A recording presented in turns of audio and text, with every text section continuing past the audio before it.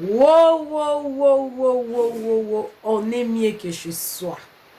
C'est vrai. Ntabimisa da Joanna Ayib makomi nene lelo. Ba secret. Ba secret. Bomonika Ursil Pechanga auti na international. Aye mbamoko apesi communiquer ke ndoko aozonga na YouTube. Omituna ta ba question te. Omituna ta question te. Ye mtembengaki international. Que si laza jalouse na ye. Bakouk baza jalouse ya ye po ye ake kuna baki kokuta na Gomez. Mbala moko azongi. Aye mbala moko. Amoko pou. Communiquer. Na ozonga YouTube. Elobe mne lote. Elobe mne lo côté. Lelo ba vérité zobile. On est mieux que chez soi. Yango bat le quoi ba sila. Basa bat moko boy. Faut bazo ba trophée chaque année na musala bango ba osala. Nollywood oyo Gomez akumisaki. Nollywood. Carte Nollywood. Nini boy Nollywood. Ba vérité na ngo boye bango lelo. Nani la NG officielle. To permite awa ti lelo to koma na ba conflit makamba o ti ba ya ko ba makambo ko ma groupe Simba makambo panzana likolo ya Nigeria bomoni pe Ursil ngo pa zongi awa tanga azongi YouTube boye ba vérité ngo eza nini avant ti la bino ngo ba vérité ba audio makambo o eza kuna na Nigeria réalité Nigeria. Je pense que loko o on dirait maman flasha ngo mais ayari na on peut na ba preuve te ndenga na ba preuve te nga na on peut na ba preuve na ba preuve troyer bango tout à l'heure là après intro. Nella NG officiel. Nella NG. Écoute, like et abonne-toi à Nella NG officiel sur YouTube. Nella NG officiel. Pour l'actualité musicale congolaise, art et divertissement, écoute la voix d'or. Nella NG te dit toute la vérité. Alors, d'abandonner koloba que on est mieux que chez soi. On est mieux que chez soi. Pourquoi? Tout le monde qui Ursil Pechanga Outaki Nigeria a zongi. Après a annoncé que non a ozonga na YouTube. Azaki même pas son intention ozonga na YouTube. Bangona Gomez ça peut laisser masola ya international. Boya siko lelo boyo kalisolo ya international wana. Lelo boyo ka ba secret ya Nollywood. Qu'est-ce qui se passe à Nollywood? Qu'est-ce qui se passe à Nollywood? Boyebi actrice o babengaka Yvonne Nelson. Yvonne Nelson. Ils ont le blabine loko kombo wana. Ba o ba ebiete, bo zanati la bino photo. Voilà. Photo ya ngoyo. Yvonne Nelson oyo. Azaba génération moko na ba Geneviève Nanji. Azaba génération moko na ba Merci Jackson kuta esima. Garçon fille basala, tobenga kene Omotola. Omotola ekende, je crois Omotola. Asa ba génération mona ba mama passa bango bazaka bana mikie et mama passa bazaka mikolo. Asa ba génération mona ba des billionnaires ba sala ba film des billionnaires. Cette génération là Yvonne Nelson après plusieurs années nga kuna eba ete ke basi ba banisa ye na Nollywood oyo Gomez na Ursil bande ko kini ko kima mbango ba kota kuna to bazana ba rêve ya ba koma ba acteur, ce qui peut ba actrice internationale. Ba secret à Nollywood wana. Yvonne Nelson a commis livre, a commis I am not Yvonne Nelson. Na kata livre wana. A beti ba réalité lobi cinéma. Cinéma. Oyo Gomez abande ko kumze so biso tolinto kota Nollywood. Nollywood ne makambu to comme Diamoni comment le coup de garçon non est comment le garçon Walter Anga asa millionnaire aka kozwanga na jeep boy mama on est mieux que chez soi sango eza o réalité za mususu différence ezate na ba réalité le kana na ba groupe théâtral. Oh les canana ba groupe ba sponsor ba menga wana ba Ba producteur, voilà. Ba producteur o ba produisaka batu na kala. Po lelo comment lelo même na Nigeria. Et comment bango ba comment ko se produire. J'espère que boyebi muta produiswa ki Gomez. Ezaki na Walter Anga. Voilà, bozo koma. Uche Nancy, yemope productrice a produiswa ape banana e. Ba comment tala ba producteur ebele. Jusque là, bon mi tout na ta question te. Les sola en Hollywood, oh Gomez élève son le quoi to banga, ba vérité bini. Preuve, non yo que sabino nanu audio mo na zana mo awa. Il y a parti Yvonne Nelson wana na télébino sous photo pour mon a bien yé yo pour ça na idée à mam non le ba Yvonne Nelson oyo. Aza actrice à mukete. Aza même pas ba génération mona ba Jackie Apia. To condamna ki nani yo mwana muke o comme je crois à 26 ans 27 ans comme ni kudu nani ou na bosa ni kombo na ye o bala Ned nani bala sénateur ya mboka la bango na bosa ni kombo na ye Regina Daniels, voilà. Donc condamna ki Regina Daniels ndeni yoza mwana mukie oki ko bala papa mukolo boyebi réalité mboka la bango boyebi réalité ba Hollywood. Oh yaza lelo za résultat ya réalité en Hollywood. Oh yo Regina Daniels yaza lelo eza résultat ya Hollywood.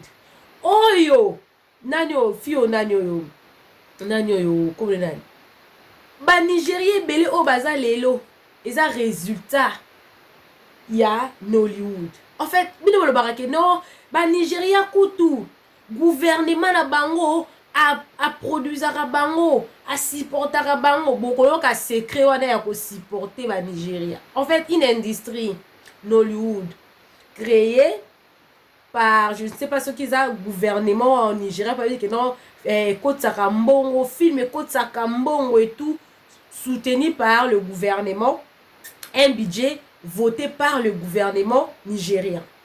Alors le secret de Hollywood là, Yvonne Nelson abimisi yango penda poisa. Je pense eza parmi ba réalité o Irsil Péchard akutane dans kuna na Nigeria. Yanga kimimba mwazonga yo ona fungola YouTube. Nazongela YouTube qui international esili. Qui international Mikolo ebeta ma souste. Makelele o batiles makelele international na ebeta ma souste. À cause de la réalité obozana tiela binona na ngona. Bozana tiela bino parti on a mona ke za ki intéressante wana parti wana za ki intéressante wana OK. O bazo pe ça résumé ya réalité ya Hollywood wana. Gouvernement oui, gouvernement né azwaka en charge ba acteur da ba actrice a produisa bango apesa bango bandako à quel prix aujourd'hui plusieurs acteurs sont en train de regretter.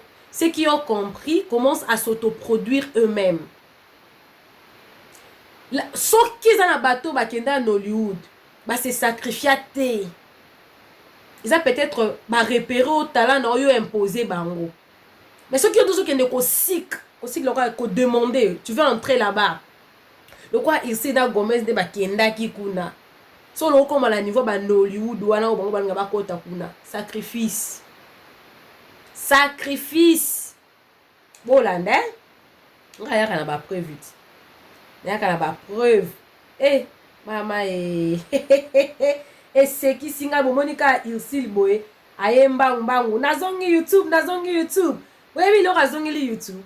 Akutani kuna lobi vaut mieux. Naza na chaîne YouTube nanga. Na s'autoproduise nga moko. Lokwa asila ndeko nanga.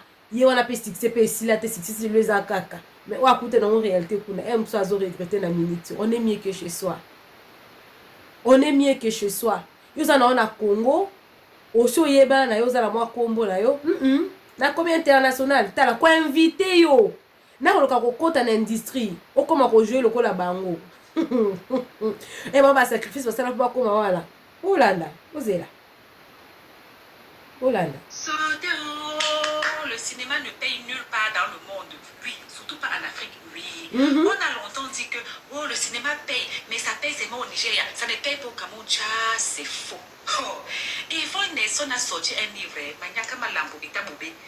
Elle dit dans le livre là que les producteurs de films au Nigeria, Ghanéens, tout ça, ils vous proposent, ils vous obligent à aller Nias Mougou avec les sénateurs, Voilà. les ministres et les autres, que tu n'as pas le choix. Oui, soit tu fais ça et... Voilà. Si tu veux atteindre les niveaux de Nollywood, on t'oblige, s'il vous plaît. On t'oblige, s'il vous plaît. Donc toi là, tu es leur nourriture. Tu es la nourriture, tu es garçon, tu es fille, tu es la nourriture d'un sénateur, d'une sénatrice dans l'industrie là. C'est pas ton talent qui va t'amener là-bas. Ce sont ces talents. Ils ont un sacrifice. Plus tu te sacrifies, plus on t'amène loin. Et on a dit, ouh, bah si là-bas, ma casse. Bah Zaki, n'a pas groupe. Après, on va donner, oh, YouTube nous a sauvés, hein. YouTube est sauvé vraiment. Sans YouTube, à l'époque, il n'y avait pas vraiment YouTube. Hein, même s'il y avait YouTube, mais plusieurs personnes ne savaient pas comment. Bah, t'es belé, bah, qui t'endent à utiliser vraiment YouTube. Voilà. La véritable. Bon, il y a une réalité. Bah, quoi, il y a une réalité. N'a pas de l'encoute, n'est pas de le cinéma ne paye nulle part dans le monde. Ça paye au Congo, maman. Oui. Ça paye. Au Congo, ça paye. À travers YouTube, c'est tout ce produit à Bissomo. Bissomo, c'est un vrai guerrier. S'il pêche en Gomez, soi-disant Nigeria, c'est le deuxième pays au monde qui est élevé dans les cinémas. Ça paye pas. Si tu veux, là, fallait te sacrifier là-bas. La nourriture des sénateurs. Oh, gouvernement là-bas. Gouvernement là-bas. Et tel bango à disposition. Et puis, bango bandaku, bah, c'est écrit Bimi. Yvonne Nelson, Aza Ghanéen. Mais Gollywood na Nollywood, ils ont un lokobo moko parce que c'est fusionna. Jackie Apia, Aza Ghanéen. Acteur onani susoyo. Acteur belé tout le monde a bango na Nollywood, on a pas Ghanéen, bango ba c'est fusion depuis kala. Mais pour comme à niveau Yvonne Nelson ba koma. Aux esco culpabilité hein. Tami bongama. Culpabilité ce que est bêtier tête quand comme livre na avertir bateau. Parce que les gens pensent que non, Walter Anga, Ayaka Oswanga la Jeep, Aza riche. Tu sais comment il a fait pour acquérir cette richesse là? Les sacrifices qu'il a fait pour être ce qu'il est là. Richesse, si. Écoutez, tout rond le bas, pendant ça tellement d'émotions, on ouh, bah si là-bas, ma tête, bah réussir à se démarquer dans le monde. Non seulement dans le théâtre, oui, il y avait aussi beaucoup de sacrifices. Parce que tu l'as nappé, tu peux pas là-bas. Non, écoutez, bah, nous, la biche et tout et tout. Mais dans YouTube, Bolanda. Le cinéma ne paye nulle part dans le monde. Oui, surtout pas en Afrique. Oui. On a longtemps dit que oh, le cinéma paye, mais ça paye seulement au Nigeria. Ça ne paye pas au Cameroun. C'est faux. Oh. Et Yvonne Nelson a sorti un livre, Manyaka Malambo Bitaboube. Elle dit dans le livre là que les producteurs de films au Nigeria, Ghanéens, tout ça, ils vous proposent, ils vous obligent à aller Nias Mougou avec les sénateurs, les ministres et les autres, que tu n'as pas le choix. Oui, soit tu fais ça et tu es dans les films, soit tu ne fais pas ça et ta carrière s'arrête là. Carrière précoce comme éjaculation précoce. Donc, une façon de dire, elle a eu Agnès avec...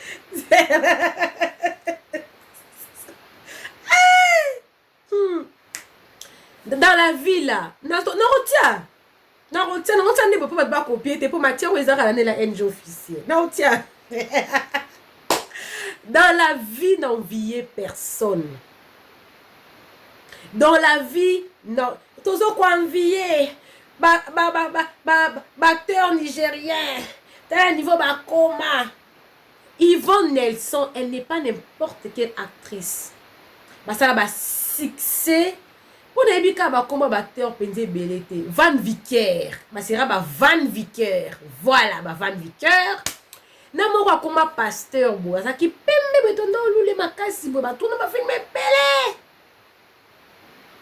Nigeria, deuxième puissance mondiale dans le cinéma. Les sacrifices qu'ils font faire les gens là. On vous oblige à devenir la nourriture des sénateurs. Ces sénateurs là, oyo bazali ko fournir ko en charge industrie wana ya Nollywood wana ba sénateur wana. En contrepartie, vous allez leur servir. Vous allez être comme leurs esclaves. Vous voulez être propulsés. Vous voulez qu'on vous donne quoi pour réaliser les films que vous avez vus dans le monde? Vous allez passer par le lit. Les hommes ou les femmes. Tout le monde. Alors, je reprends. Cette fois-ci, je ne vais pas couper tellement que je suis émotionnée là. Vous êtes Baba Vantar. Nollywood. Nollywood. Yeah! Batukuto baza kuna ba on va ba secret nango. Mutukuta botami na anglais. Akoli na anglais. Abane ndistrango pe. Bazo obligé maman ko le katatami. Bongo yo mto uti Congo. Oye kuna, on va te faire quoi? On va te faire quoi? Yo mto bengi ba fille à chance. Té, on est mieux que je sois. Réalité mboka no ya pays non oye bien moyo moko ebi ndeni okota porte o beta porte. Yo bomoni Irsil Pechanga. Mbangwa zongeli tikala zongela YouTube. O réalité ya kuti kuna. Aya beta on na TVT. Soki ba osa filmer na Nigeria. Ba osa filmer na Nigeria ka ndenge ba Walter angana ba produit ba Nollywood. Ba secret na ngo yango. Tour no kata souté. Tour no kata souté. Le cinéma ne paye nulle part dans le monde. Oui, surtout pas en Afrique. Oui.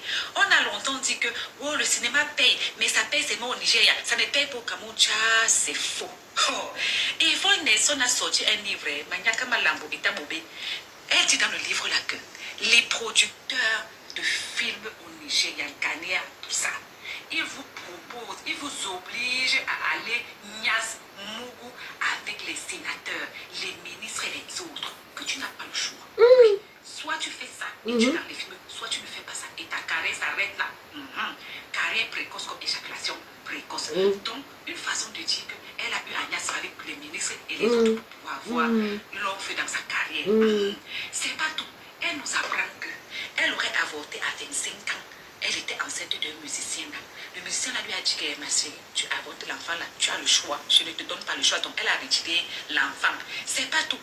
Elle nous apprend qu'elle est un enfant que la maman a abandonné, du moins. Non, la maman a pris charge parce que le père ne voulait pas. Donc elle a grandi sans jamais connaître son père. Et que la personne qu'elle appelait Nelson là, quand il est mort, c'est là qu'elle est partie faire l'ADN. Le test ADN, elle s'est rendue compte que ce n'est jamais son père. Sa mère lui répétait tout le temps que, dis donc, tu es un enfant que je n'ai jamais désiré. J'aurais dû t'avorter, des trucs comme ça. Bref, Yvonne Nelson nous dit que la carrière d'actrice là, que tous, oui, sont des vendeuses de pépé. Et que toutes là, leur argent que vous voyez là, ce n'est jamais les films qui donnent ça. C'est les sénateurs avec lesquels un mougou, les sénateurs avec lesquels un nias, les ministres avec lesquels un mougou, les ministres avec lesquels un nias, que c'est ça qui donne l'argent. Finalement, toutes les influenceuses là, non, comme on dit là, non, c'est les vendeuses de piment. Madame Hollywood, c'est très bimi. C'est ça que tu fais fort. Donc, il y a Nollywood. Donc, il y a Nollywood. Nollywood. C'est quand Nollywood, yango? Nollywood. Bobilongo penda Congo, boketi Nigeria, Nollywood, bozo luka. Yango, Yvonne Nelson. Donc, et loko oyo, Irsil Pechanga, linga zonga, pinza YouTube. Autant que Nigeria, à comprendre que, on les a vendeuse d'illusions. On vous fait vendre de visions.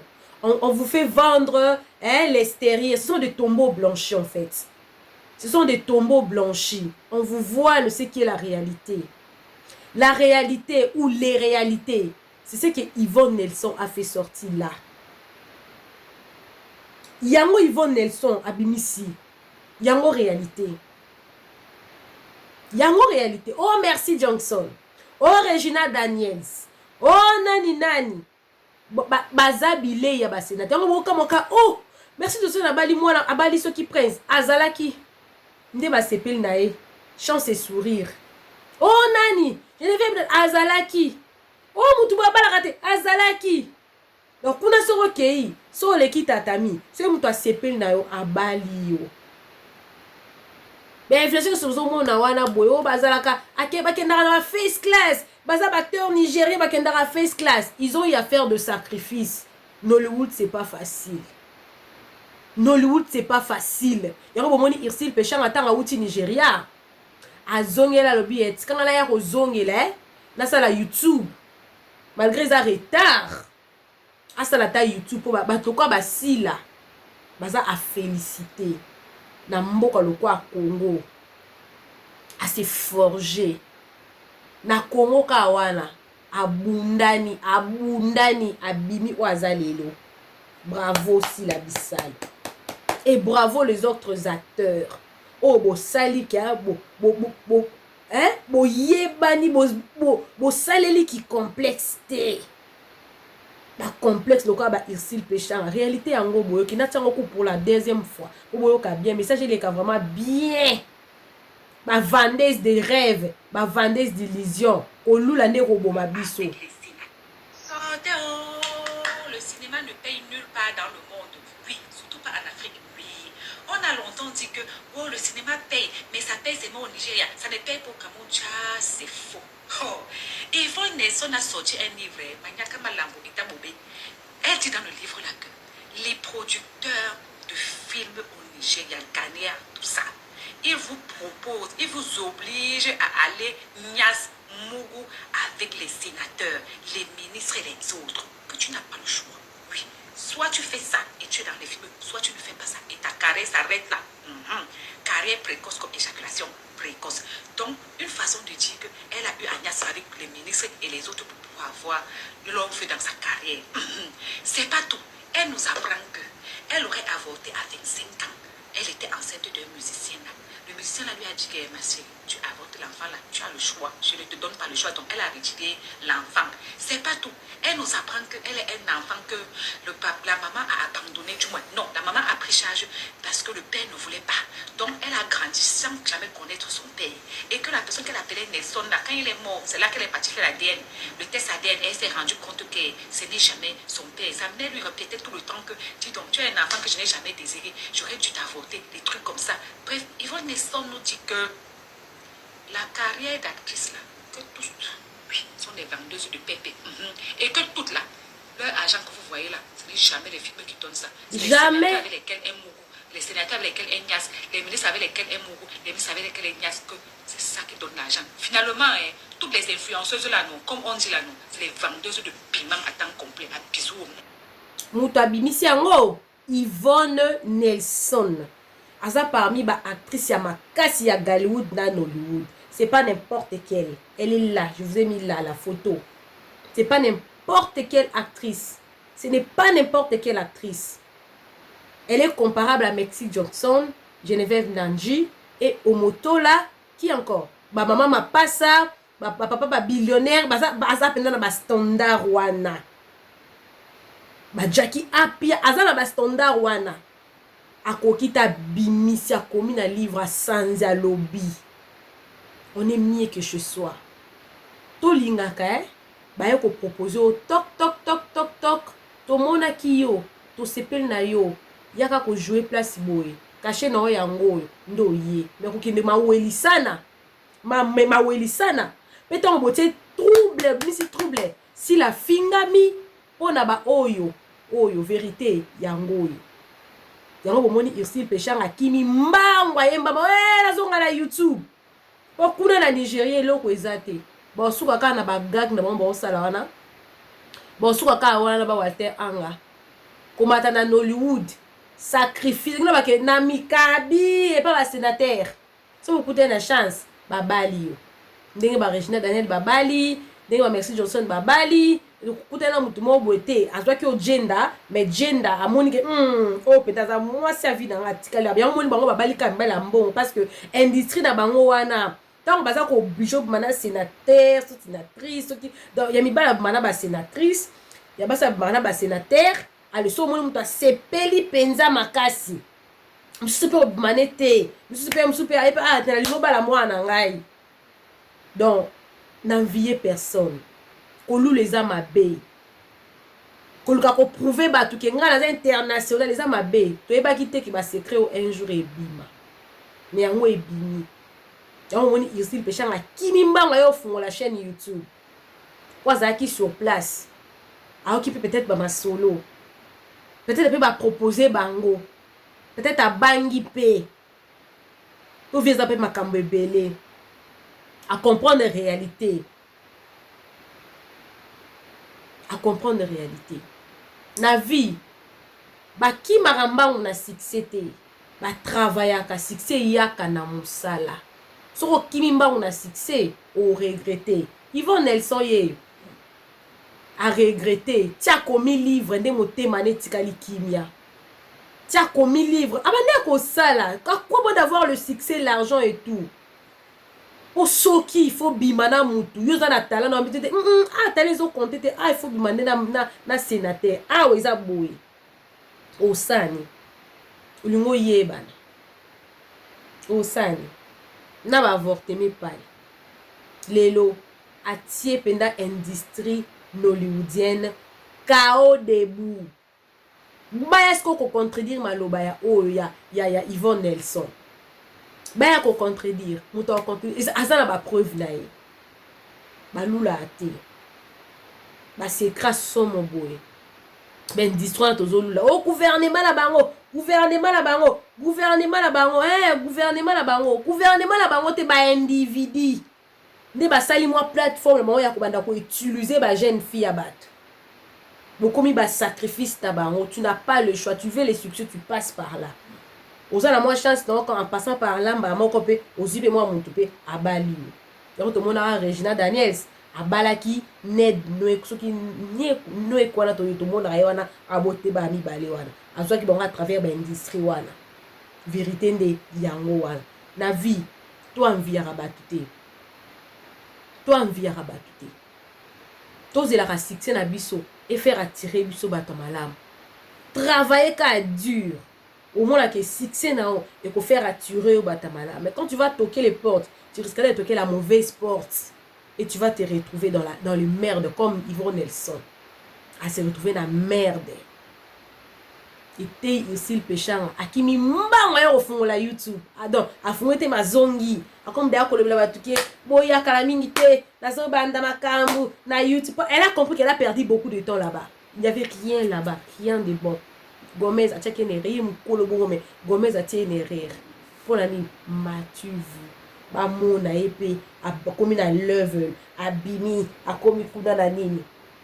Vérité en moto, quand pour la dernière fois, après on a clôturé. Bat le quoi, ba si là. Bat le quoi, ba di nana, ba belle vie. Et n'importe quel comédien, a ça l'effort à évoluer, à exceller.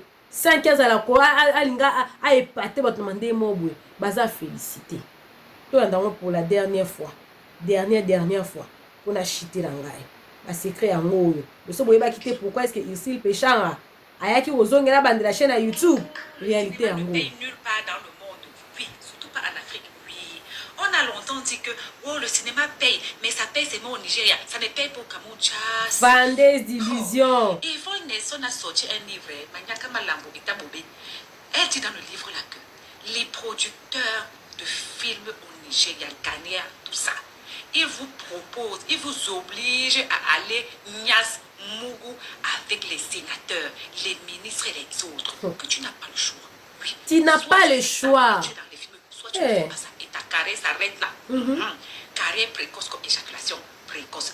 Donc, une façon de dire qu'elle a eu Agnès avec les ministres et les autres pour pouvoir avoir l'homme fait dans sa carrière. C'est pas tout. Elle nous apprend qu'elle aurait avorté à 25 ans. Elle était enceinte d'un musicien. Le musicien lui a dit que ma chérie, tu as avorté l'enfant là, tu as le choix. Je ne te donne pas le choix. Donc elle a retiré l'enfant. C'est pas tout. Elle nous apprend qu'elle est un enfant que la maman a abandonné. Du moins, non, la maman a pris charge parce que le père ne voulait pas. Donc elle a grandi sans jamais connaître son père. Et que la personne qu'elle appelait Nelson, là, quand il est mort, c'est là qu'elle est partie faire l'ADN.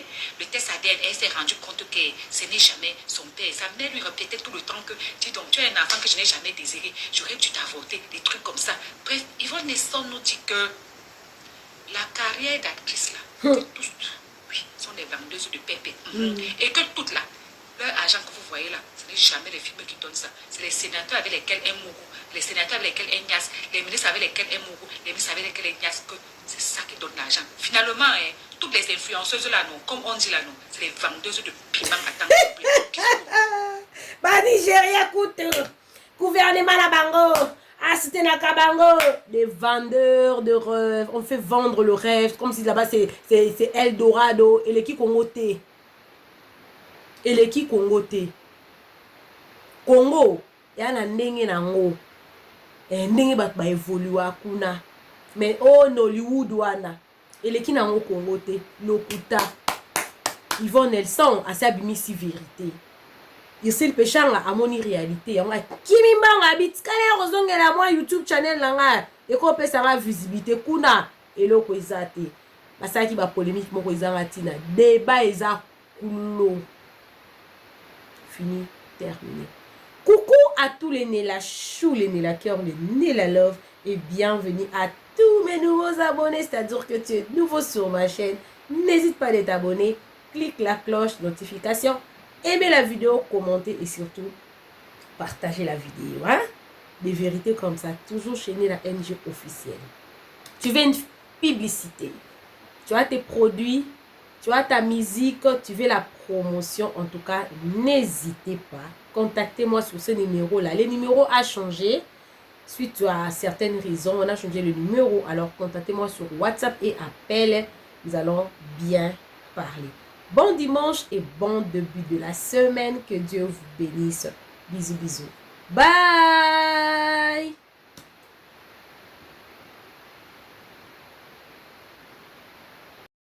Nela NG officiel. Nela NG. Écoute, like et abonne-toi à Nela NG officiel sur YouTube. Nela NG officiel. Pour l'actualité musicale congolaise, art et divertissement, écoute la voix d'or. Nela NG te dit toutes les vérités.